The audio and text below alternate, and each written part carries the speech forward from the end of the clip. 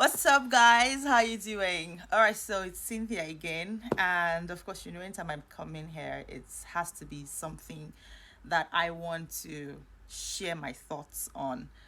Um, and there's something so pressing that I feel I should talk about, which is on the issue of fertility in men. As funny as this is, right? I think last year and I think the year before last year, there've been so much talk about DNA testing. I remember one time I was talking to some persons regarding to DNA testing, and it's almost like, oh, women are giving men babies that are not theirs. See, let me tell you something. I am not going to sit here and tell you that women don't do these things. Of course they do it. Like our African adage says, only a woman knows the real father of her baby. Mark that. So, when it comes to DNA testing, I mean, we've seen several cases where a man thinks that he is the father of the baby of his kids, but situation will just occur. I discover that, bro, you ain't the father, somebody else. But all these years you lived with the illusion that these are your kids. But how about I let you know that you can actually avoid all of these things by really knowing if you are even fertile enough. Yes, if you are even fertile enough to impregnate a woman. There is this problem I have with a lot of men, and every time I talk about these things, I always hit it on the head. A lot of men feel that because they are men, they have penis, they have erection, that they are qualified enough, they are fertile enough to impregnate any woman that comes their way. That is an illusion. You have a nasty lifestyle, you drink a lot, you smoke a lot, you take drugs, you don't eat well, you don't exercise as a man, you live a nasty life, but you just feel that you should be fertile enough. Oh, your eggs are, I mean, your sperm is fertile enough to conceive. Oh, the eggs are swimming in the woman's baby, and so once your sperm just comes, poof, booyaka, a baby is there. It doesn't work that way, bro. See, let me tell you, I would have shared a story with you, but it might be quite long. I've had several men ask me, "Oh, Cynthia, how can I test my sperm?" Yes, I can tell you for a fact that I have been able to, recommend some men to some doctors. Let them go and check if they are fertile enough.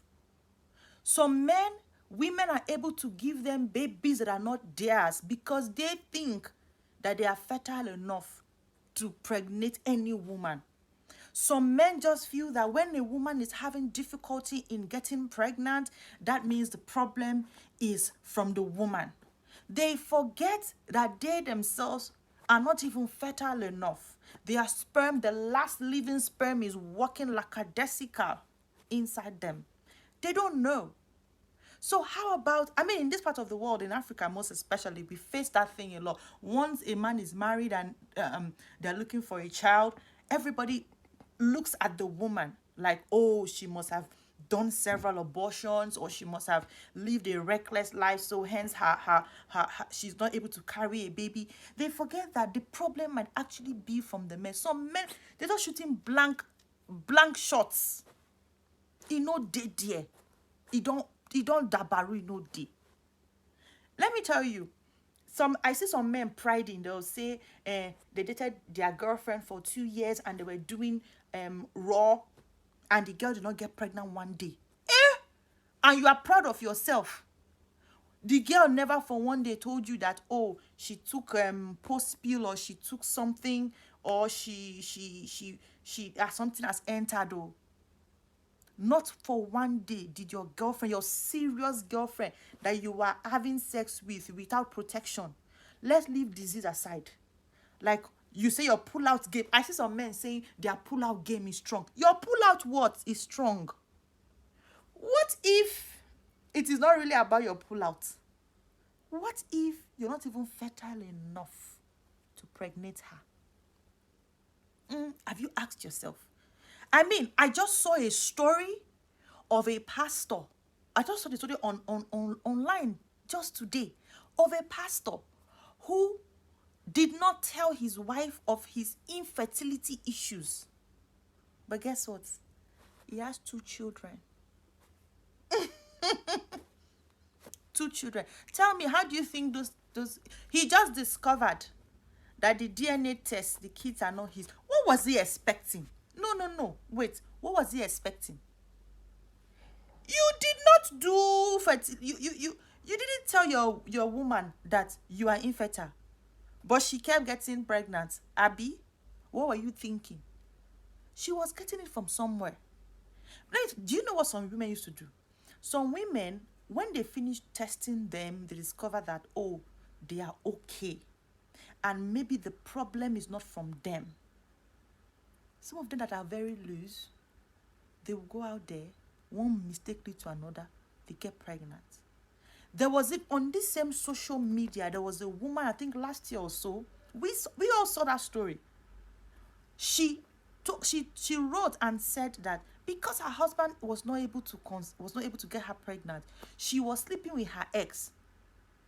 Their 3 children is not from her husband because her husband is not fertile enough. She knew the other was not fertile enough, and she got pregnant from outside, making it look as if it was the man. Guys, you have to go for regular checkups. I tell some guys, go for checkup, and they are like, for what? Go and check if you're healthy. You need to know if you're healthy enough to fertilize a woman. To avoid this story, stories of DNA testing, this one, that one. It can be solved with just, bam, am I fertile enough or am I not fertile enough? It's only women that should do fertility or take care of their body. As a man, eat well, drink lots of water, exercise, leave drugs, live a healthy life. Because 80% of your health as a man depends on these things. If not, you'll be shooting blank shots. Then if your problem is fertility, your doctor will tell you what to do, to how to boost your sperm. Things you need to do. I just said I should let you know, because it's very important that you pay attention to your fertility health as a man, to avoid my wife gave me children that are not my children, DNA testing. I just want to tell you, I still love you.